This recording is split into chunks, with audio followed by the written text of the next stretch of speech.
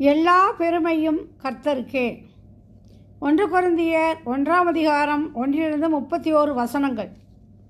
அன்பான தேவ பிள்ளைகளே, கர்த்தருடைய பரிசுத்த நாமத்தில் உங்களை அன்போடு வாழ்த்துகிறேன். இன்று நாம் தியானிக்க போகும் வேத பகுதி 1 கொரிந்தியர் 1 அதிகாரம்.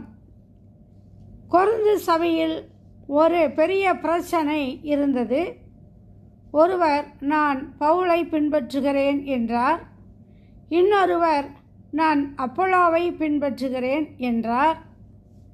வேறொருவர் நான் பேதுருவை பின்பற்றுகிறேன் என்று கூறினார்.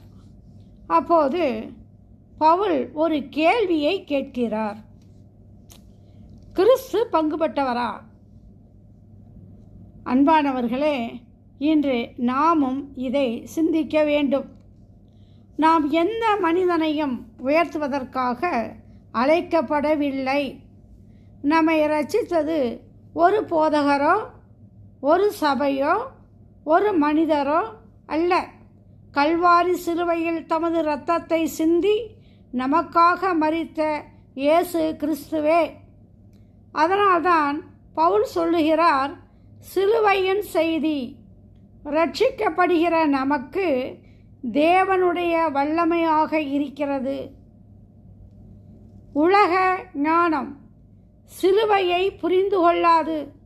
ஆனால் விசுவாசமுள்ள இதயம் சிலுவையில் தேவனுடைய அன்பையும் கிருபையையும் இரட்சிப்பையும் காண்கிறது.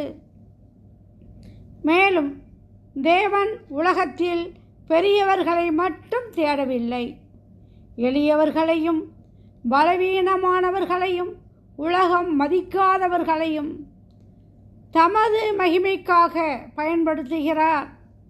அதனால் எந்த மனிதனும் என்னால் தான் நடந்தது என்று பெருமை பேச முடியாது. எனவே நம்முடைய வாழ்க்கை ஒரு வார்த்தையை சொல்லட்டும், எல்லா பெருமையும் கர்த்தருக்கே என்று. நாம் பேசினாலும், ஊழியம் செய்தாலும், பாடினாலும், ஜெபித்தாலும் கிடைக்கும் எல்லா மகிமையும் இயேசுவுக்கே செலுத்துவோம். இன்றைய வேத பகுதியின் முத்திரை வசனம் என்ன தெரியுமா? மேன்மை பாராட்டுகிறவன் கர்த்தரிலே மேன்மை பாராட்ட கடவன். 1 கொரிந்தியர் 1ஆம் அதிகாரம் 31வது வசனம் இதை கூறுகிறது.